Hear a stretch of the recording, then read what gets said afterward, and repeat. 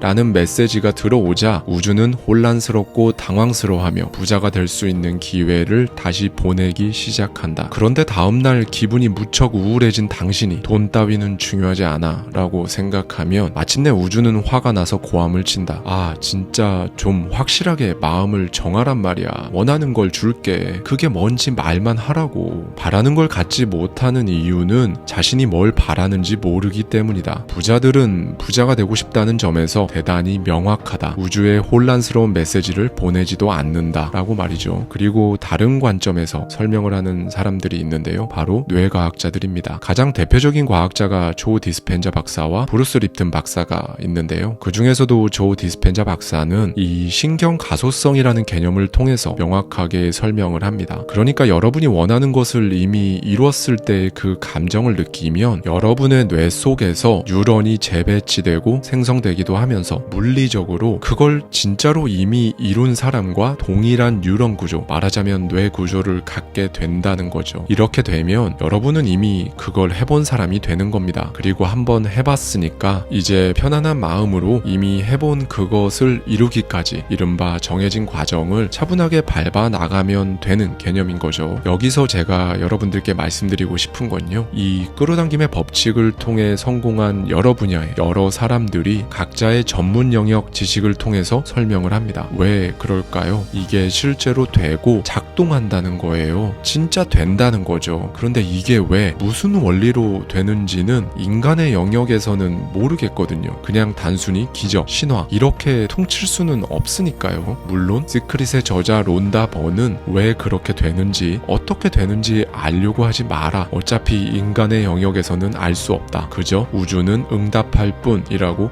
크게 말해주는 관점도 있습니다. 그런데 어찌됐든 다른 사람들에게 이게 이렇게 해서 이런 원리로 그래서 되는 거였어 라고 설명을 해줘야 하겠죠. 사람들은 눈에 보이지 않는 건 잘 안 믿으니까요. 거의 그래요. 그러니까 설명을 하기 위해 각자 자신의 전문 영역에서 형이상학적 관점, 에너지 혹은 파동의 관점, 뇌과학적 관점 등으로 다양하게 설명을 하는 겁니다. 그런데 저는 오히려 이런 다양한 관점들을 전부 다 책으로 읽으면서 눈치를 챈 거죠. 이건 진짜 200% 되는 거구나. 제 스스로 그동안 끌어당김의 법칙을 통해서 이루고 직접 경험을 했었기 때문에 100% 확신은 있었지만 이렇게 다양한 이론적 관점을 접하고는 200% 확신이 생긴 거예요. 아까 말씀드린 그 이유로 말이죠. 진짜 되는데 믿지 않거나 관심이 없거나 그런 사람들에게는 설명을 해줘야 하니까 이렇게 다양한 영역에서 설명하고 설득하고자 하는 거구나 라고 말이죠. 무엇보다 이 마음이 저는 너무 공감이 가고 이해가 갔거든요. 제가 이룬 놀랍기도 하고 신기한 경험들을 많은 분들께 알려드리고 싶은 그 마음이겠죠. 저는 이 시각화를 거의 15년 전부터 했었어요. 물론 당연히 그때는 지금까지 말씀드렸던 사람들, 책들 아무것도 몰랐습니다. 그때는 제가 할 수 있는 게 스스로 상상하는 것밖에 없었기 때문에 절실한 마음에 본능적으로 그렇게 했던 것 같아요. 지금까지 살아오며 제가 했던 모든 시각화는 공통적인 한 가지 특징이 있었어요. 바로 엄청 디테일하게 상상했다는 겁니다. 취업을 해야 할 때 제가 가고 싶은 그 회사에 이미 근무하고 있는 제 모습을 상상했었어요. 시각화하기 전에 그 회사 홈페이지에 들어가서 제가 가고 싶은 그 팀이 몇 명인지, 팀장님은 누구인지 미리 본 다음에 시각화를 했습니다. 아, 이 팀은 총 8명이니까 내 자리는 아무래도 신입이니까 맨 끝에 있겠지. 팀장님은 어떤 사람이고 나는 많은 사원증을 목에 걸고 이 옷하고 이 옷을 이렇게 입고 매치해서 입고 출근을 했지. 그리고 우리 팀은 창가에 위치해 있어서 뒤에 통유리로 바깥 풍경이 보이고 점심시간이 되니까 구내식당으로 다 같이 점심을 먹으러 가는구나. 팀원들이 나를 보면서 웃으면서 어떤 농담을 하고 오후에 팀회의를 할 때는 팀장님이 나한테 이런 말을 하고 팀 선배들은 인상이 어떻고 이 정도까지 말이죠. 이렇게 시각화를 한 게 제가 원서를 내고 나서 바로 하기 시작했었거든요. 그 전까지 진짜 100군데 정도 서류에서 다 광탈했었고요. 그 전에는 이렇게 상상을 해본 회사가 없었습니다. 그런데 필기 전형에 붙은 거예요. 저는 준비도 열심히 하면서 동시에 시각화도 더 열심히 했죠. 잠들기 전 자고 일어나서 매일 했어요. 보통 원서를 내고 최종 합격이 결정되기까지 2-3달 걸리잖아요. 그 기간 내내 했습니다. 그리고 어느덧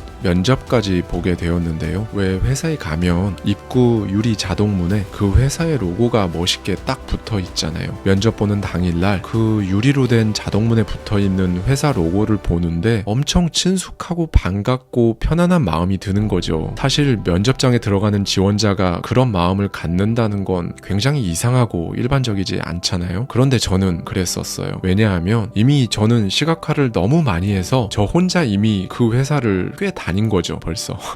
그래서 긴장도 거의 안 했던 것 같고요. 별다른 스펙도 없던 제가 수백 대 1의 경쟁률을 뚫고 최종 면접만 10대 1의 경쟁률이었던 그 공채에서 결국 합격을 했었습니다. 그리고 또 제가 누군가를 만나보고 싶다면 저는 그 사람과 만나는 상상도 마찬가지로 정말 디테일하게 합니다. 그 사람을 만나러 가는 길에 날씨부터 시작을 하죠. 그리고 실제로 만나게 되는 장소, 그 장소의 가구 배치, 온도, 조명, 그 사람의 표정, 그리고 그 사람이 저에게 무슨 말을 하는지, 악수를 할 때의 느낌까지도 말이죠. 지금까지 말씀드린 것처럼 제가 정말 구체적으로 시각화를 했던 이유도 마찬가지로 단 한 가지 때문입니다. 이렇게 구체적으로 시각화를 하면 할수록 그때의 감정을, 그 느낌을 더 생생하게 느낄 수 있기 때문이죠. 지금까지 상상을 현실화시킬 수 있는 끌어당김의 법칙 세부 실행 방법 4가지 플러스 알파 중에서도 3번째 방법까지 말씀을 드렸었는데요. 말씀드릴 것이 너무 많아서 오늘 한 영상에 담으려면 영상 길이가 너무 길어질 것 같습니다. 오늘은 여러분들께서 원하는 것을 찾고 그게 진짜 원하는 것이 맞는지 확인하는 방법, 그리고 가장 기본적인 말하고 쓰고 상상으로 시각화하는 방법까지 말씀드렸는데요. 다음 영상에서는 4번째 방법, 그리고 추가적으로 하시면 효과가 좋은 다른 방법들까지 다 말씀을 드리도록 하겠습니다. 오늘 영상의 마지막은 일본의 탑 마케팅 컨설턴트죠. 간다 마사노리의 말로 마무리를 하고자 합니다. 그리고 이 말은 정확히 제가 여러분께 말씀드리고자 하는 제 마음이기도 하고요. 도대체 왜 목표를 종이에 적으면 실현되는 걸까? 정말 신기했다. 나 역시 성공 법칙에 관한 책이라면 몇백 권이나 읽었다. 그런데 직접 실행해보니 충격적이었다. 너무나 엄청난 충격이라 그 에너지를 사람들에게 전하지 않을 수 없었다. 그렇다. 이렇게 단순하고 아주 간단한데 학교에서는 가르쳐주지 않아서 거의 알려지지 않은 법칙. 그러다 보니 그 법칙을 알고 실천한 사람들만 계속해서 꿈을 실현해 가는 것. 이건 거짓말도 과장도 아니다. 그런 마법의 램프는 실제로 존재한다.